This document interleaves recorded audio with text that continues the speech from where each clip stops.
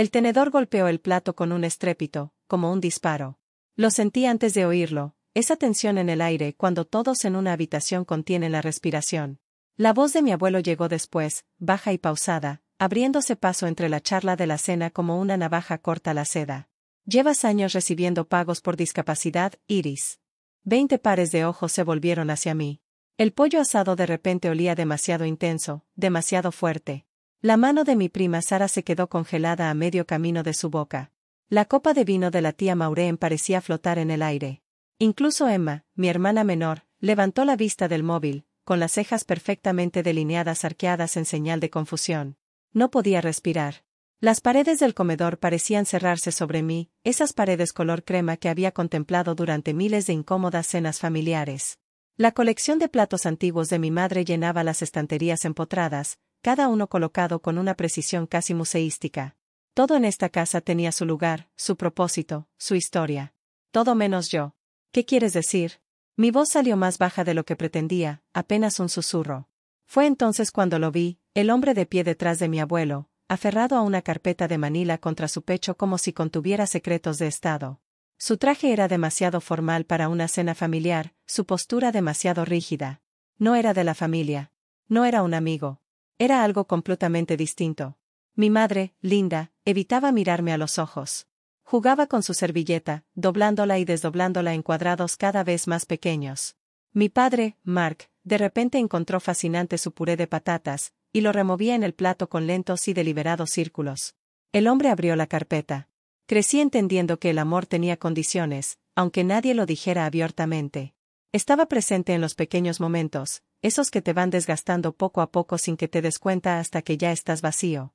Tenía 12 años la primera vez que comprendí de verdad la estructura de mi familia, el andamiaje invisible que sostenía a algunos mientras dejaba caer a otros. Esa mañana, el formulario para la excursión me pesaba en la mano, más de lo normal. $35. Eso era todo. La excursión a Colonial Williamsburg de la que hablaba todo el mundo en mi clase de 7º grado. Había practicado mi discurso frente al espejo, intentando que mi cara pareciera despreocupada, indiferente, como si no me importara un no por respuesta. Mamá estaba en la mesa de la cocina, con las facturas extendidas ante ella como cartas del tarot que predecían nuestro futuro financiero. La luz de la mañana iluminaba las canas de su cabello, haciéndola parecer mayor. O tal vez solo estaba cansada. Siempre estaba cansada por aquel entonces, aunque yo no entendía por qué. 2 trabajos a tiempo parcial y un marido que trabajaba a tiempo completo deberían haber sido suficientes para una familia de 4. ¿Mamá? Deslicé el formulario sobre la mesa. Hay que entregarlo el viernes. Le echó un vistazo, mientras sus gafas de lectura se le resbalaban por la nariz. No podemos hacer gastos extra este mes, cariño. La situación está difícil. Las palabras resonaron como una puerta que se cierra. No un portazo, eso habría sido más amable. Simplemente un clic, ese sonido suave y definitivo que indica que la conversación ha terminado. Asentí con la cabeza. Incluso sonreí, porque era lo que había aprendido a hacer. Está bien. De todas formas, no quería ir. 10 minutos después, Emma irrumpió por la puerta principal como un pequeño huracán, con el pelo alborotado y una energía desbordante. Tenía 9 años entonces, con extremidades largas y desgarbadas y una sonrisa desdentada, ondeando un folleto rosa brillante como si fuera una bandera de conquista. Mamá, hay clases de baile en el estudio de la calle Maple. Contemporáneo y jazz, y hacen presentaciones. ¿Puedo, por favor, inscribirme? La mamá de Riley ya dijo que nos llevaría ahí. Claro que sí, cariño. Mamá ya sonreía mientras buscaba en su bolso. Déjame sacar mi tarjeta. ¿Cuánto es? La vi sacar su tarjeta de crédito, la misma que acababa de decir que no podíamos usar para gastos extras. La misma semana. Las mismas facturas sobre la misma mesa. Otra hija, otras reglas. Emma nunca supo lo fácil que lo tenía. ¿Cómo iba a saberlo?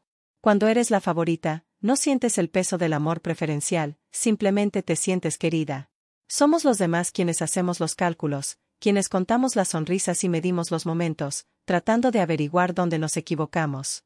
En la preparatoria, el patrón se había consolidado como algo irrompible, una dinámica familiar inamovible.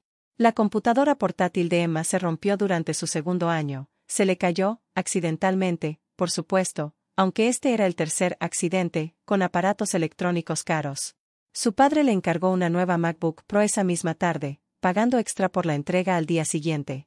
Cuando mi portátil de 5 años finalmente dejó de funcionar 6 meses después, con la pantalla parpadeando y apagándose como un coche sin gasolina, papá me miró por encima del periódico. En la biblioteca hay ordenadores, Iris. Iris ingeniosa. Ya lo solucionarás. Ingeniosa. Esa palabra se convirtió en mi herencia, la reliquia familiar que nadie quiere. Mientras Emma recibía clases particulares para sus notas regulares, a mí me recordaban que debía esforzarme más, cuando mis notas regulares no eran suficientes. Mientras a ella la llevaban y la traían de sus actividades, a mí me daban un abono de autobús y una charla sobre independencia. Mientras a ella le preguntaban por su día, sus sentimientos, sus sueños, a mí me daban asentimientos mecánicos y respuestas distraídas como, qué bien, cariño, que me decían que en realidad no me escuchaban. Aprendí a hacerme más pequeña, más silenciosa, más fácil de ignorar. Algunos niños luchan por llamar la atención, otros aprenden que luchar solo te hace más visible de maneras que duelen. Elegí la invisibilidad, pensando que si necesitaba menos, pedía menos, era menos, tal vez les resultaría más fácil quererme. La lesión ocurrió durante mi tercer año de universidad. Tenía 20 años y trabajaba en el turno de noche en un almacén para pagar los libros de texto que mis padres decían que eran mi responsabilidad. El suelo estaba resbaladizo por la lluvia que había traído el resto del equipo. Llevaba una caja de piezas de maquinaria, nada pesada, pero resbalé. El mundo se tambaleó. Me golpeé la espalda contra la esquina de hormigón de una plataforma de carga al caer. El dolor fue inmediato y cegador, como si alguien me hubiera clavado una estaca en la columna lumbar. Pero peor que el dolor físico fue darme cuenta, más tarde esa noche en urgencias, sentada sobre un papel arrugado en una sala con cortinas que olía a antiséptico y desesperación, no tenía a quién llamar. Cuando por fin logré contactar con ella, horas después, la respuesta de mamá fue un suspiro. ¿Estás bien? No lo sé. Me dijeron que podría tener algo fracturado. Me están haciendo radiografías. Bueno, intenta ser fuerte. Ya sabes lo dramática que puede ser con el dolor. Las radiografías mostraron una fractura por compresión. Leve, dijeron, pero con probabilidad de dolor crónico. Me recomendaron fisioterapia, control del dolor y reposo. Me dieron recetas y un montón de papeles sobre la indemnización laboral que, por lo que entendí, bien podrían haber estado escritos en griego antiguo. Después de eso, me moví más despacio. Cada mañana comenzaba con un cálculo. ¿Cuánto dolor podía soportar hoy? ¿Cuántas pastillas podía permitirme tomar? ¿Cuánto tiempo podía aguantar este frasco antes de tener que elegir entre medicamentos y comida? La primera vez que le pedí ayuda a mi madre con una receta, estaba preparando la cena, de espaldas a mí, picando verduras con precisión mecánica. La cocina acababa de ser remodelada, electrodomésticos de acero inoxidable que relucían bajo la luz empotrada, encimeras de granito que costaron más que la matrícula de mi semestre. Mamá, ¿me ayudas con esto? Dejé el frasco de pastillas sobre la encimera, el que tenía 2 pastillas sonando dentro. Esta semana ando corta. No se giró. El cuchillo seguía moviéndose, un golpe rítmico contra la tabla de cortar. Eres más fuerte que esto, Iris. No seas tan dramática. Tienes que aprender a no depender de nadie. Allí estaba yo, bajo esas luces nuevas y brillantes, en esa cocina nueva y cara, con un frasco de pastillas vacío en la mano. Fue entonces cuando comprendí que el esfuerzo no importaba. El dolor no importaba. La necesidad no importaba. Solo importaba la jerarquía, y yo estaba en el último escalón. Los años que siguieron fueron una lección magistral de escasez. Me volví experta en estirar al máximo todo: comida, medicamentos, esperanza. Llevaba un cuaderno donde anotaba cada dólar, cada pastilla, cada comida. Las matemáticas se convirtieron en una meditación, una forma de controlar lo único que podía controlar, mi conciencia de lo poco que tenía. Mientras tanto, Emma prosperó. Se graduó de esa escuela privada al otro lado de la ciudad y luego ingresó a una universidad en California, de esas con palmeras y exalumnos famosos. Mamá y papá la visitaban 2 veces por semestre y publicaban fotos de playas soleadas y momentos de orgullo paternal. Cuando me gradué del colegio comunitario, me enviaron una tarjeta. Habrían venido, dijo mamá, pero Emma tenía un compromiso ese mismo fin de semana.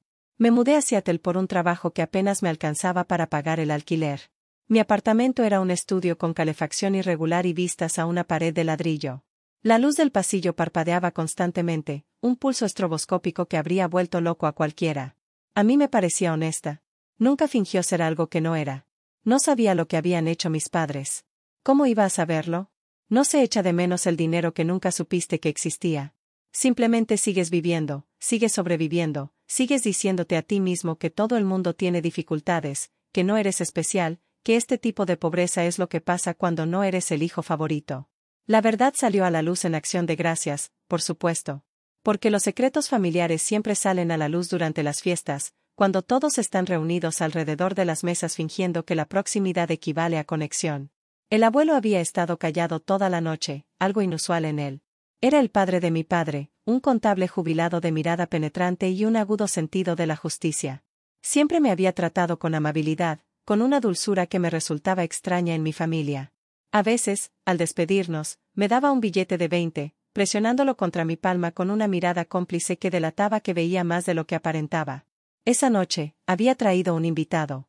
El hombre se presentó en voz baja a algunos tíos y tías como Stevens, un socio. Pero yo vi la carpeta, vi cómo el abuelo no dejaba de mirar a mis padres, con la mandíbula tensa en una expresión que parecía de traición. Cuando el abuelo habló, la conversación en la mesa se detuvo en seco. Emma estaba describiendo su próximo viaje a Bali, financiado por mamá y papá, por supuesto, cuando su voz la interrumpió. Llevas años recibiendo pagos por discapacidad, Iris. Las palabras flotaban en el aire como humo. Sentía todas las miradas sobre mí, el calor me subía por la nuca. Lo primero que pensé, absurdamente, fue que había hecho algo mal. Que estaba en problemas por unas prestaciones que, de alguna manera, había cobrado sin querer. ¿Qué quieres decir? Mamá palideció. Papá miraba su plato como si pudiera desear atravesarlo, caer por el suelo y llegar a una dimensión alternativa donde aquello no estuviera sucediendo. Stevens dio un paso al frente. Abrió la carpeta con la meticulosa precisión de un cirujano al realizar una incisión. Los documentos se derramaron sobre la mesa, un rastro documental de engaños que se remontaba a una década atrás. Al principio no lo asimilaba. Las palabras se me mezclaban: aprobación de la discapacidad, depósitos mensuales, dirección registrada.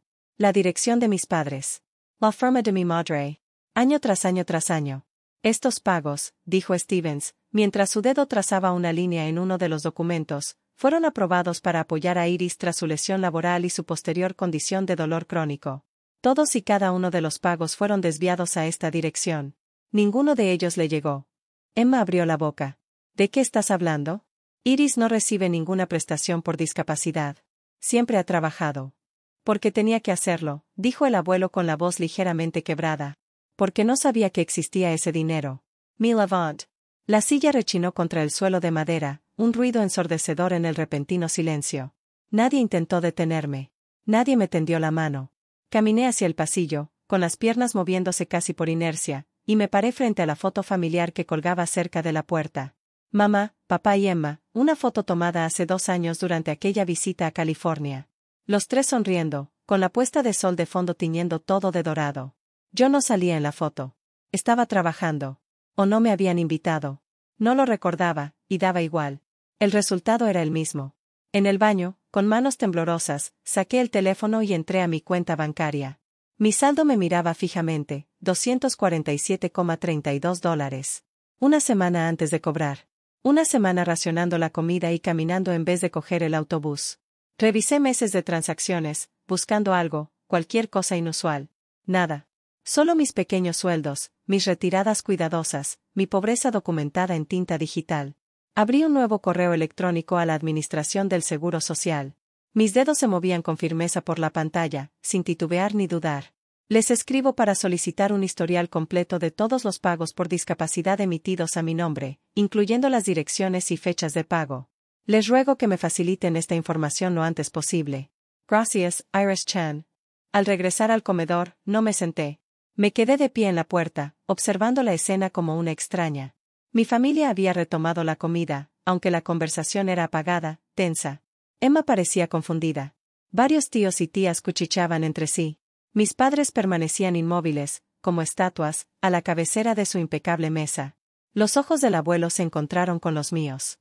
Asintió una vez, un gesto apenas perceptible que decía: siento no haberme dado cuenta antes. Tomé mi abrigo del respaldo de la silla, el mismo abrigo de lona que tenía desde la universidad, con los puños deshilachados y la cremallera rota. Me lo puse despacio, con cuidado, dándole a alguien, a cualquiera, la oportunidad de decir algo. De disculparse. De explicarse. Nadie habló. El aire de noviembre me mordía las mejillas. Caminé hasta el final del camino de entrada y me detuve bajo una farola, mi aliento formaba nubes en la oscuridad. Detrás de mí, la casa resplandecía cálida y dorada, una estampa perfecta desde fuera. Un lugar donde todo se veía bien, sonaba bien, parecía estar bien. Siempre y cuando no miraras demasiado de cerca. Siempre y cuando no contaras quién faltaba. Saqué el móvil y pedí un coche compartido.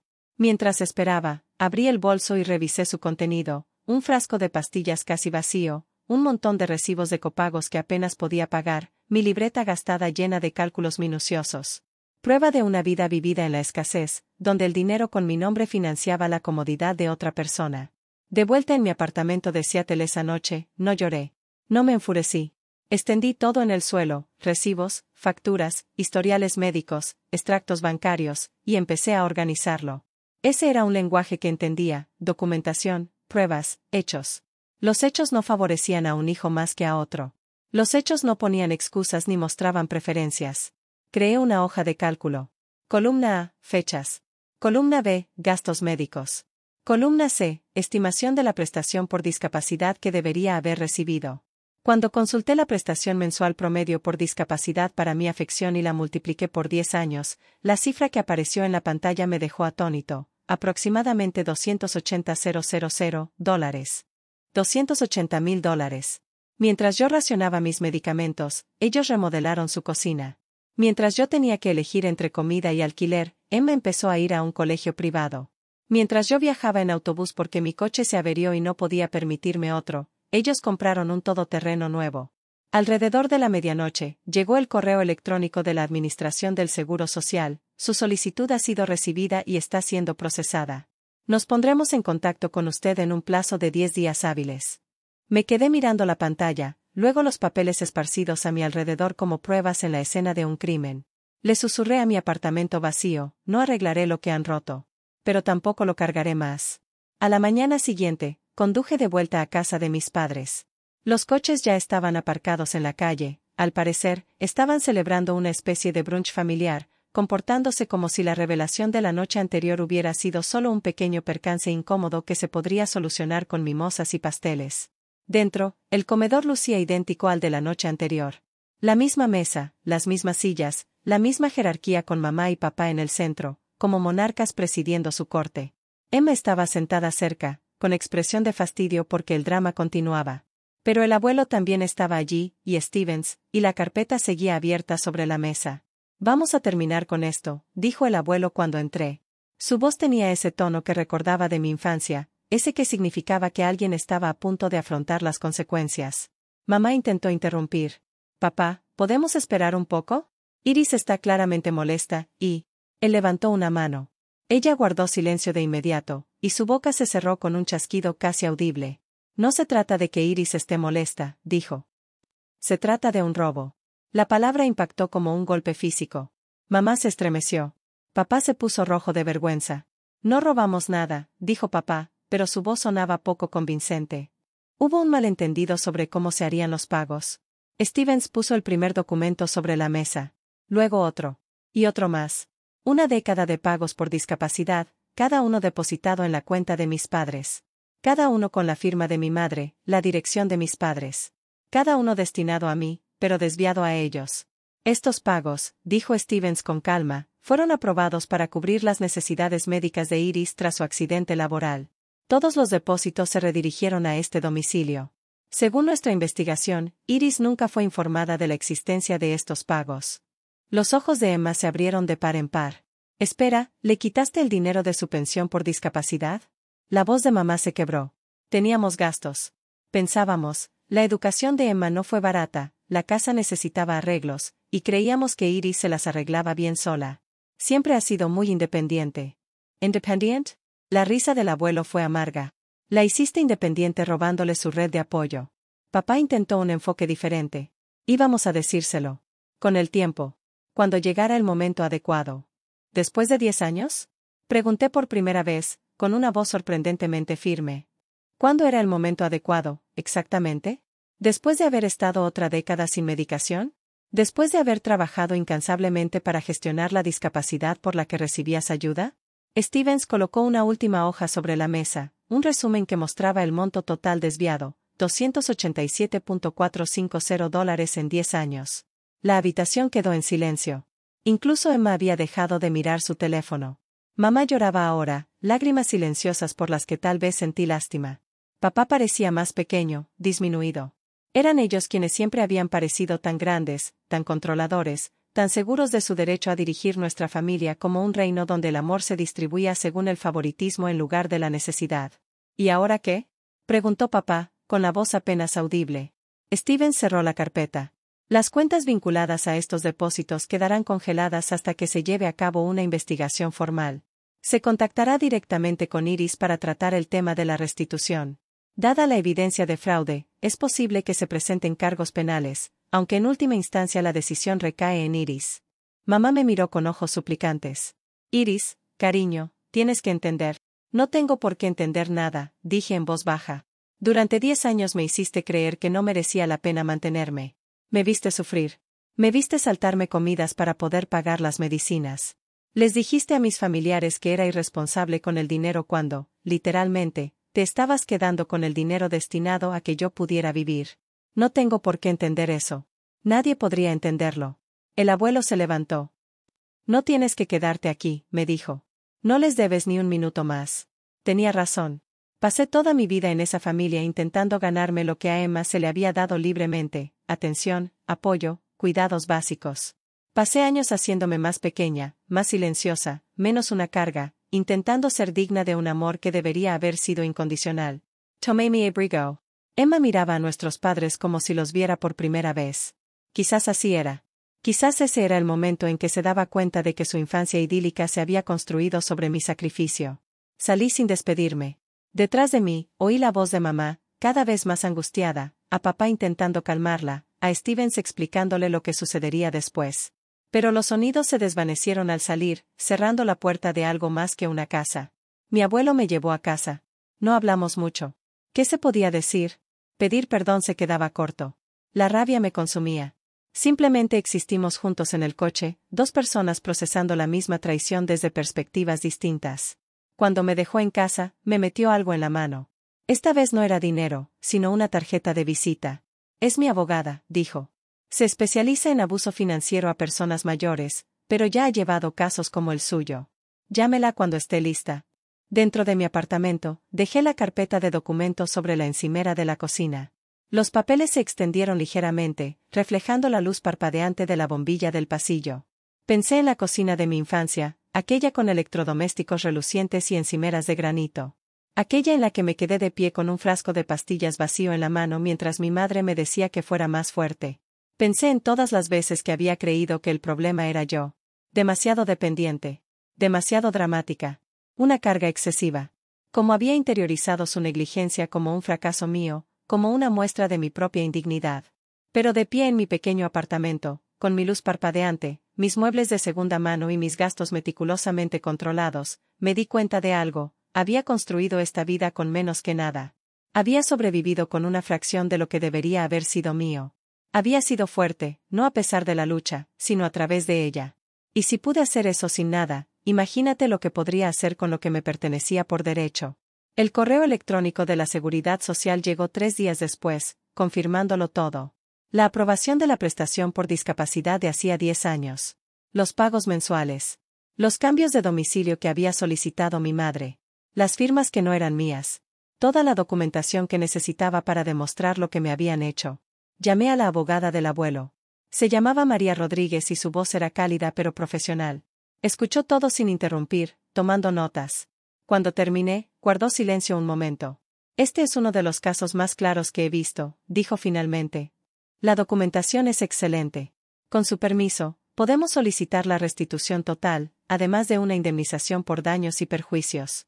Esto no fue solo explotación financiera, sino un patrón sistemático de abuso disfrazado de dinámica familiar. ¿Y qué hay de los cargos penales?, pregunté. Es una decisión totalmente tuya. El fraude es tan evidente que el Estado podría procesarte de todos modos, pero tu testimonio sería crucial.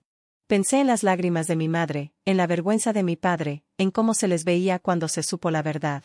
Pensé en Emma, que nunca pidió ser la favorita, que creció sin conocer el precio de sus privilegios. Quiero que me devuelvan todo lo que me corresponde, dije.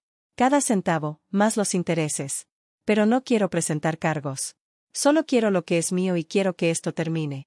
El proceso legal duró 6 meses. 6 meses de declaraciones, mediación, abogados intercambiando cartas llenas de palabras como mala praxis y responsabilidad fiduciaria.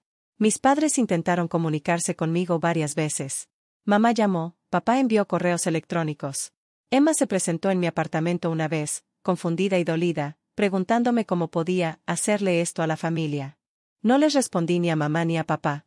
Pero hablé con Emma. Nos sentamos en una cafetería cerca de mi casa y le mostré la hoja de cálculo que había hecho. Cada factura médica que había pagado yo sola. Cada medicamento que había racionado. Cada comida que me había saltado. 10 años sobreviviendo en la pobreza mientras su universidad, sus viajes, su vida de comodidades se financiaban con dinero destinado a mantenerme a flote. Ella lloró. No lo sabía, repetía una y otra vez. Lo juro, no lo sabía. Te creo, dije. Pero ahora ya lo sabes. Y con ese conocimiento, tú decides qué tipo de persona quieres ser. El acuerdo se concretó en marzo. 287.450 pesos en pagos atrasados, más 112.000 pesos en daños y perjuicios e intereses. Además, mis pagos por discapacidad continuarían correctamente a partir de ahora, depositados en una cuenta que solo yo controlaba. $400.000. No alcanza para borrar 10 años de lucha. No alcanza para devolverme mis 20 años, consumidos entre el dolor y la escasez. Pero alcanza para respirar. Alcanza para dejar de contar pastillas y monedas. Alcanza para costear la fisioterapia, mejores medicamentos, tal vez incluso tiempo para descubrir quién era más allá de la mera supervivencia. Me compré una computadora portátil nueva.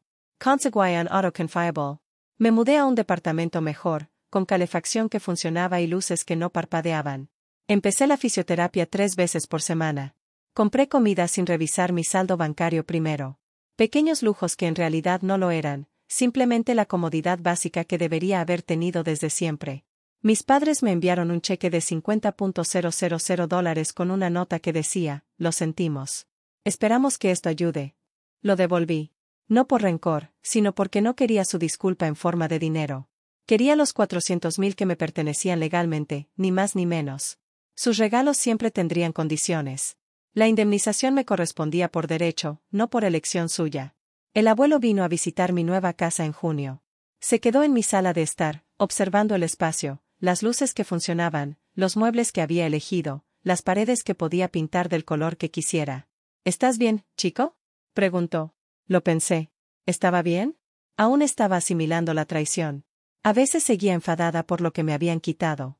Seguía triste por la familia que había deseado pero que nunca tuve. Pero también estaba aquí, en un apartamento que podía pagar, con dinero en el banco y un futuro que no dependía de la escasez. Ya casi lo logro, dije. Por primera vez en mi vida, tengo la oportunidad de descubrir quién soy cuando no solo estoy sobreviviendo. Asintió con la cabeza, con los ojos brillantes por las lágrimas que no había derramado. Siento no haberme dado cuenta antes. Debería haber visto. Sí que lo viste, le interrumpí. Cuando más importaba, lo viste y actuaste. Eso es más de lo que hizo cualquier otro miembro de esta familia. Emma llama a veces ahora. Nuestra relación es diferente, hay un antes y un después, y ambas intentamos comprender cómo vivir en el después. Ella está en terapia, trabajando en su propia culpa y confusión sobre quiénes son realmente nuestros padres. Yo también estoy en terapia, desentrañando décadas de sentirme indigna. Podríamos reconstruir algo. O podrías no. En cualquier caso, estoy aprendiendo que la familia no es solo con quien estás emparentado. Es quien está ahí. Quien te ve. Quien lucha por ti cuando no puedes luchar por ti mismo. Un año después del Día de Acción de Gracias, comencé un blog. No sobre el dinero ni la traición, sino sobre educación financiera para personas con dolor crónico, para personas con discapacidad que se enfrentan a sistemas diseñados para confundirlas y excluirlas. Escribo sobre los cálculos mentales que aprendí, qué facturas pagar primero, cómo estirar el tiempo de los medicamentos, cómo encontrar recursos cuando no se tienen. El blog creció. Empecé a recibir mensajes de personas en situaciones similares, niños cuyas familias les robaban las prestaciones por discapacidad, cónyuges que desviaban fondos, personas atrapadas en sistemas de abuso financiero disfrazados de cuidados. Me di cuenta de que mi historia no era única. Simplemente estaba excepcionalmente bien documentada. Así que recopilé recursos, listas de abogados que trabajan con víctimas de explotación, guías para consultar el historial de la seguridad social, plantillas para solicitar registros de prestaciones, e instrucciones paso a paso para quienes acaban de descubrir que han sido víctimas de abuso. Una mujer me escribió, me preguntaba por qué me habían denegado la prestación por discapacidad cuando mi médico dijo que me la debían conceder. Resulta que mi madre presentó la documentación a mi nombre hace 10 años y la ha estado cobrando desde entonces. Nunca lo habría sabido si no hubiera leído tu blog. Gracias por enseñarme a investigar. Ese mensaje me hizo llorar. No lágrimas de tristeza, sino algo más. Alivio, tal vez. O un propósito. El dolor que había soportado ahora tenía sentido, más allá de mi mera supervivencia. Se había convertido en una luz para quienes aún permanecían atrapados en la oscuridad. Ya no hablo con mis padres. No es enojo, es poner límites. Querían mi perdón, pero el perdón no es algo que se le deba a la gente solo por ser familia. Es algo que se otorga cuando beneficia tu propia sanación, no la de ellos. Quizás algún día cambie de opinión. Quizás la ira se transforme en algo más suave, como tristeza por lo que pudimos haber sido pero nunca fuimos. O quizás simplemente siga adelante, construyendo una vida sin ellos, y eso también estará bien. Porque esto es lo que aprendí, no tienes que sacrificarte para que otros se sientan bien. No tienes que empequeñecerte para que otros se sientan superiores. No tienes que perdonar una traición solo porque alguien se arrepienta de haber sido descubierto. Los límites no son crueles. No son egoístas. Son esos espacios de tranquilidad donde dejas de permitir que otros escriban tu historia y empiezas a escribir la tuya propia. Ahora tengo 31 años. Vivo en la ciudad que elegí, trabajo en lo que me apasiona y duermo en una cama que compré con mi propio dinero. La luz parpadeante de mi antiguo apartamento ya no está, pero a veces la echo de menos. Era una luz auténtica. Nunca fingió ser algo que no era. Hoy en día, cuando veo familias en restaurantes o parques, ya no siento esa punzada de nostalgia. Ya no miro a los padres abrazando a sus hijos preguntándome qué hice mal. Ahora sé que no hice nada malo. Simplemente nací en una familia que confundía el favoritismo con el amor, el control con el cariño. Y sobreviví. No solo sobreviví, sino que estoy construyendo algo más allá de la supervivencia. Una vida a mi medida. Un futuro que me pertenece. Si alguna vez te has alejado de una versión de ti mismo /diagonal creada por otra persona, recuerda esto, tienes derecho a elegir la verdad que te pertenece. Tienes derecho a reclamar lo que es tuyo. Tienes derecho a construir una vida que finalmente se sienta como un hogar. ¿El silencio que una vez me asfixió? Aprendí a hacerlo hablar.